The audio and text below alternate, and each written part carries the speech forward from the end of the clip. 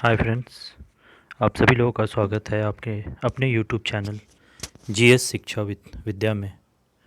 Friends, जैसा कि आपको पता है कि हम लोगों ने जनरल साइंस का सीरीज़ स्टार्ट किया हुआ है, जिसमें हम लोग 500 मोस्ट इम्पॉर्टेंट एमसीक्यूज़ डिस्कस कर रहे हैं। और इस सीरीज़ में हम लोगों ने अपना 3 सेट 1, सेट 2, सेट 3 कंप्लीट कर लिया है, जिसमें हम लोग ऑलरेडी 75 क्वेश्चंस डिस्कस कर चुके हैं जनरल साइंस के। और आज हम लोग अपना सेट 4 डिस्कस करने वाले हैं। तो आइए स्टार्ट करते हैं सेट 4 को। सेट 4 का जो हमारा क्वेश्चन नंबर 1 है वो है the goitre disease is caused due to the hypo function of. ठीक है, गोइटर डिजीज़ के बारे में आप लोगों ने सुना होगा। और हाइपो फंक्शन का मतलब है जो रिक्वायर्ड अमाउंट है या जो रिक्वायर्ड क्वांटिटी है उससे कम काम करना। दो टर्म है, एक हाइपर फंक्शन होता है, एक हाइपो फंक्शन होता है। तो हाइपो फंक्शन के केस में जो रिक्वायर्ड लिमिट है उससे कम काम होता है या फंक्शन कम होता है। और जब हाइपर फंक्शन होता है यानी जो रिक्वायर्ड लिमिट है, जो रिक्वायर्ड क्वांटिटी है, उससे ज़्यादा काम होता है या ज़्यादा फंक्शन होता है। तो यहाँ आपको बताना है कि गोइटर डिजीज़ किस ग्लैंड के, यहाँ 4 ग्लैंड दिया हुआ ऑप्शन में, किस ग्लैंड के हाइपो फंक्शन के कारण होता है। तो जो आंसर होगा वो होगा ऑप्शन ए, थायराइड ग्लैंड। ठीक है, अब थायराइड ग्लैंड के बारे में कुछ बेसिक चीज़ें हम जानते हैं कि ये जो है आपका थायराइड ग्लैंड, ये लार्जेस्ट एंडोक्राइन ग्लैंड है हमारे बॉडी में। ठीक है, थायराइड ग्लैंड जो है वो लार्जेस्ट एंडोक्राइन ग्लैंड है। ठीक है, थायराइड ग्लैंड हमारा कौन सा हार्मोन सेक्रेट करता है, तो वो है थायरोक्सिन। ठीक है, और थायरोक्सिन हार्मोन के नॉर्मल सिंथेसिस के लिए किस चीज़ की ज़रूरत होती है, तो आयोडीन की ज़रूरत होती है। और अगर आयोडीन का लेवल हमारे बॉडी में इंक्रीज़ या डिक्रीज़ करेगा, ठीक है, तो उससे थायराइड हार्मोन्स के सिक्रेशन पे असर पड़ेगा और वो हमारे बॉडी में एबनॉर्मेलिटीज़ क्रिएट करेगा। ठीक है, अगर हमारी बॉडी में आयोडीन का लेवल बढ़ जाता है, ठीक है, तो इससे क्या होता है कि जो थायराइड ग्लैंड होते हैं उसके सेल कैंसरस फॉर्म में आ जाते हैं, कैंसरस कंडीशन क्रिएट होता है और इस डिज़ीज़ का नाम है हाइपरथायरॉयडिज्म। हाइपरथायरॉयडिज्म, ठीक है। और जो डिज़ीज़ कॉज होता है उसका नाम है एक्सोप्थेल्मिक गोइटर। ठीक है, डिज़ीज़ का क्या नाम है, एक्सोप्थेल्मिक गोइटर। ठीक है, अब देखिए थायराइड हार्मोन किस चीज़ में हेल्प करता है हमारे बॉडी में, तो प्रोटीन्स, कार्बोहाइड्रेट्स और फैट्स के मेटाबॉलिज्म में हेल्प करता है थायराइड हार्मोन। ठीक है, साथ ही साथ जो वाटर और इलेक्ट्रोलाइट का बैलेंस है हमारे बॉडी में उसको भी मेंटेन करता है। ठीक है, और जब हाइपोसिक्रीशन होता है थायराइड ग्लैंड हार्मोन्स का, मतलब जो रिक्वायर्ड अमाउंट है उससे कम सिक्रीशन होता है, तो उसमें जो डिज़ीज़ कॉज होता है उसका नाम है सिंपल गोइटर। क्या नाम है डिज़ीज़ का, सिंपल गोइटर। ठीक है, और ये क्यों होता है, इनएडिक्वेट सप्लाई ऑफ आयोडीन के कारण। ठीक है, तो यहाँ क्वेश्चन नंबर 1 का आंसर होगा ऑप्शन ए, थायराइड। आते हैं क्वेश्चन नंबर 2 पे। The working principle of a transformer is. ठीक है, जो ट्रांसफार्मर है आपका, जो इलेक्ट्रिकल सप्लाई में यूज़ होता है, उसके पीछे कौन सा प्रिंसिपल वर्क करता है, साइंटिफिक प्रिंसिपल, तो वो है आपका ऑप्शन बी, म्यूचुअल इंडक्शन। ठीक है, और ट्रांसफार्मर में एक्चुअली क्या होता है, तो ट्रांसफार्मर एक इलेक्ट्रिकल डिवाइस है जो इलेक्ट्रिकल एनर्जी को एक इलेक्ट्रिकल सर्किट से दूसरे इलेक्ट्रिकल सर्किट में ट्रांसफ़र करता है। ठीक है, ट्रांसफार्मर क्या करता है, ये एक इलेक्ट्रिकल डिवाइस है जो इलेक्ट्रिकल एनर्जी को एक इलेक्ट्रिकल सर्किट से दूसरे इलेक्ट्रिकल सर्किट में ट्रांसफ़र करता है। ठीक है, आते हैं क्वेश्चन नंबर 3 पे। विच is the causal organism of small pox. ठीक है, स्मॉल पॉक्स जो है डिजीज़, वो किस वायरस के कारण कॉज होता है। यहाँ पे आप देखिएगा 4 वायरस का नाम दिया हुआ है, आपको बताना है कि किस वायरस के कारण स्मॉल पॉक्स कॉज होता है, तो वो है आपका ऑप्शन वी, वेरियोला वायरस। ठीक है, स्मॉल पॉक्स से जो जिस वायरस के कारण होता है उसको कॉमनली कहते हैं पॉक्स वायरस, भी उसका नाम है, और वेरियोला वायरस भी कहते हैं। ठीक है, और ये एक पर्सन से दूसरे पर्सन में ट्रांसमिट होता है, जिसमें आप सिम्टम्स देखेंगे तो बहुत ज़्यादा फीवर, कैरेक्टरिस्टिक रैश और बहुत सारी डिजीज़ेस होती थी इस स्मॉल पॉक्स, सॉरी, बहुत बहुत सारे डेथ्स होते थे पहले स्मॉल पॉक्स के कारण। लेकिन अब स्मॉल पॉक्स हमारे पूरे वर्ल्ड से कम्प्लीटली वाइप्ड आउट हो चुका है। ठीक है, आते हैं क्वेश्चन नंबर 3 की तरफ, सॉरी क्वेश्चन नंबर 4 की तरफ। क्या है क्वेश्चन नंबर 4? तो sickle cell anaemia is cause due to the, sickle cell anaemia, ठीक है, इनमें से 4 जो ऑप्शन है उसमें से किस कारण से सिकल सेल एनीमिया कॉज होता है?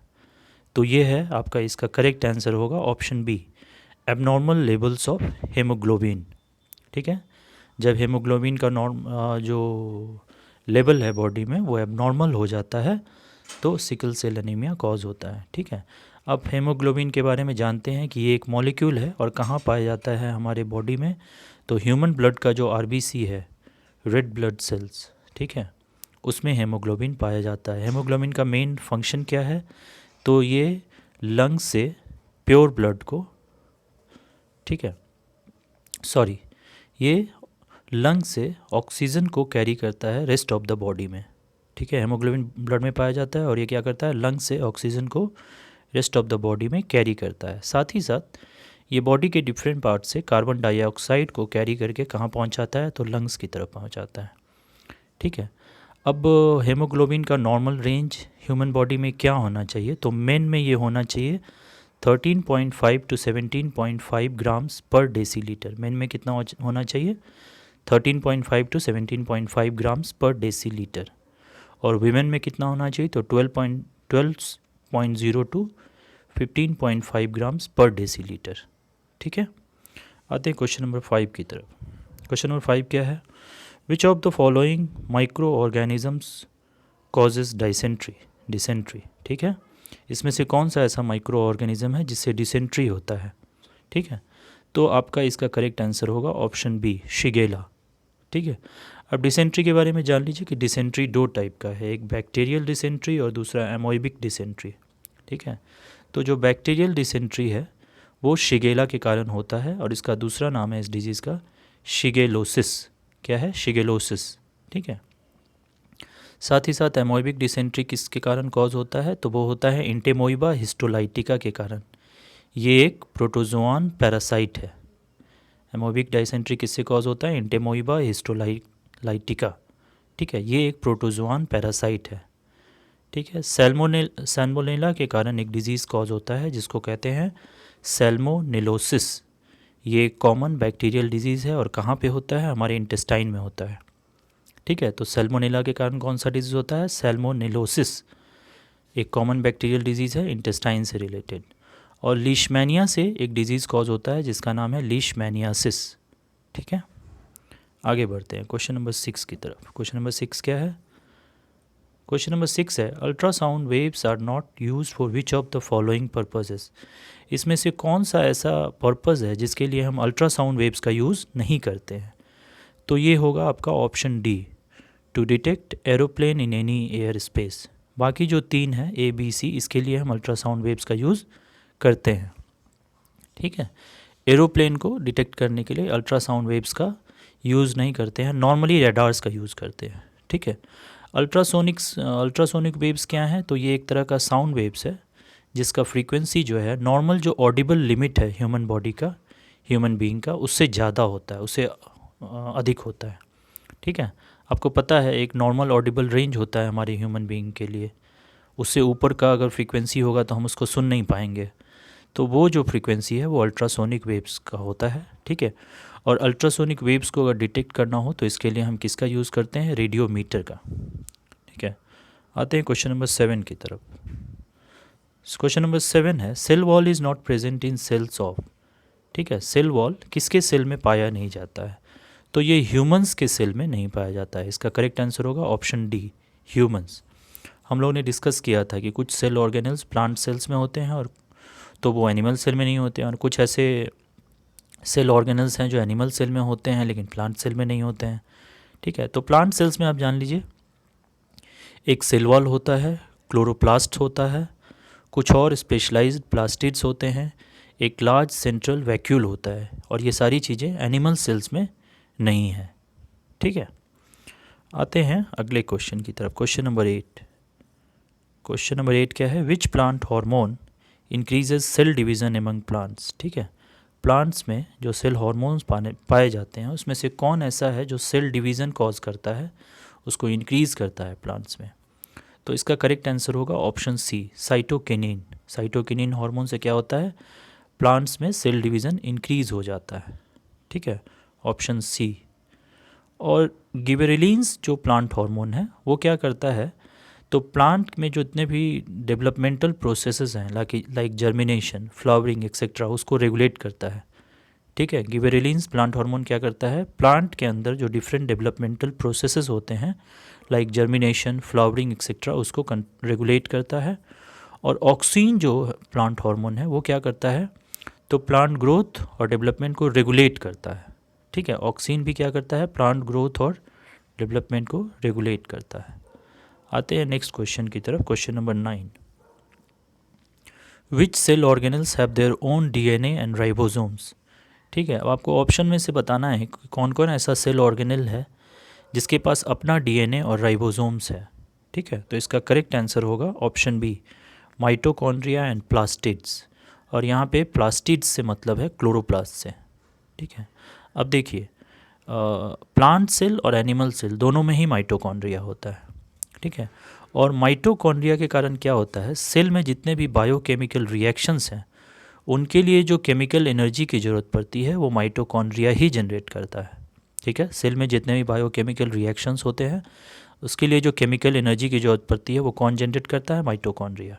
ठीक है, और माइटोकॉन्ड्रिया जो केमिकल एनर्जी जनरेट करता है उसको एक स्मॉल मॉलिक्यूल में स्टोर किया जाता है। उस मॉलिक्यूल को क्या कहते हैं, एडिनोसाइन ट्राइफॉस्फेट, या कॉमनली हम इसको एटीपी बोलते हैं। ठीक है, माइटोकॉन्ड्रिया जो केमिकल एनर्जी जनरेट करता है वो कहाँ स्टोर होता है, एक स्मॉल मॉलिक्यूल में जिसको बोलते हैं एडिनोसाइन ट्राइफॉस्फेट, एटीपी। ठीक है, और क्लोरोप्लास्ट जो है ये एक प्लांट सेल ऑर्गेनल है जो लाइट एनर्जी को कन्वर्ट करता है स्टेबल केमिकल एनर्जी में। और किस प्रोसेस के थ्रू, तो बहुत कॉमनली हम लोग जानते हैं फोटोसिंथेटिक प्रोसेस। फोटोसिंथेटिक प्रोसेस में क्या होता है, क्लोरोप्लास्ट जो एक सेल ऑर्गेनल है प्लांट के अंदर वो लाइट एनर्जी को स्टेबल केमिकल एनर्जी में कन्वर्ट करता है। आते हैं नेक्स्ट क्वेश्चन की तरफ। नेक्स्ट क्वेश्चन है, osmosis is the process of movement of water molecules from its. ठीक है, अब ये 4 ऑप्शन है, इसमें से आपको बताना है कि ऑस्मोसिस किससे रिलेटेड है। तो इसका करेक्ट आंसर होगा option number D, higher concentration to its lower concentration through a semi permeable membrane. ठीक है, क्वेश्चन नंबर 10 का आंसर है option number D, higher concentration to its lower concentration through a semi permeable membrane. Question number 11 में आते हैं। Question number 11 क्या है, which one of the following substances do silver articles react with that makes the silver articles black.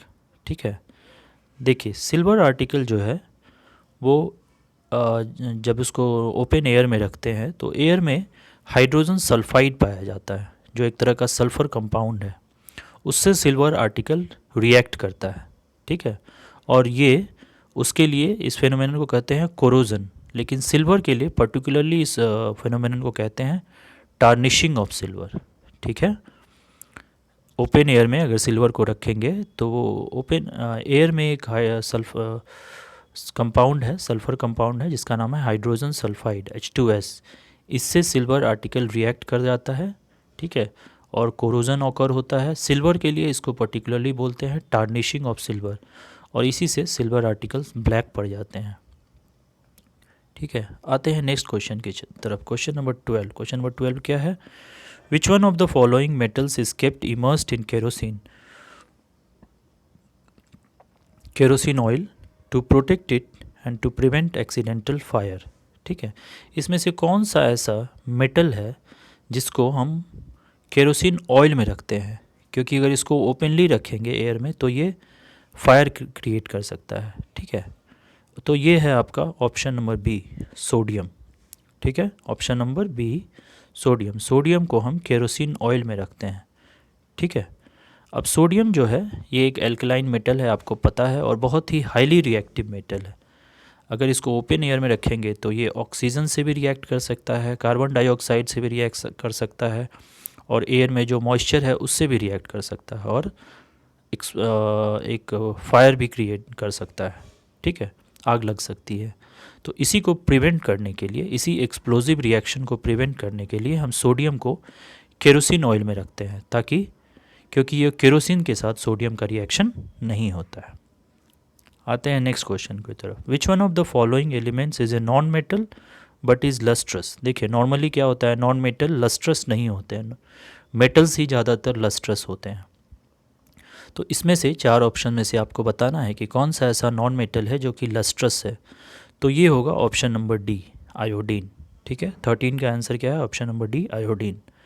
Next question की तरफ आते हैं, question number 14। Which one of the following metals has both malleability and ductility properties. ठीक है, ये चार metals है, इसमें से आपको बताना है कौन सा ऐसा मेटल है जो मैलेबल भी है और डक्टाइल भी है। तो इसका करेक्ट आंसर होगा ऑप्शन नंबर बी, एयू यानी गोल्ड। ठीक है, 14 का आंसर क्या होगा, option B, AU. AU chemical name है किसका, गोल्ड का, केमिकल सिंबल है इनफैक्ट। ठीक है, आते हैं नेक्स्ट क्वेश्चन की तरफ। क्वेश्चन नंबर 15 क्या है, which one of the following is an electric conductor. ये चार ऑप्शन है, इसमें से आपको बताना है कि कौन सा इलेक्ट्रिक कंडक्टर होगा। तो इसका करेक्ट आंसर है option number C, human body. देखिए ह्यूमन बॉडी में आपको पता है कि 70% वाटर है, उसके बाद सोडियम आयन पाया जाता है, पोटेशियम आयन पाया जाता है। तो ये सब जो है इलेक्ट्रिक को कंडक्ट करने में हेल्प करते हैं, वाटर भी, सोडियम आयन भी, पोटेशियम आयन भी। इसलिए ह्यूमन बॉडी भी एक इलेक्ट्रिक कंडक्टर का काम करता है। ठीक है, आते हैं नेक्स्ट क्वेश्चन की तरफ। क्वेश्चन नंबर 16 क्या है, who amongst the following is a pioneer in discovering the heating effect of electric current.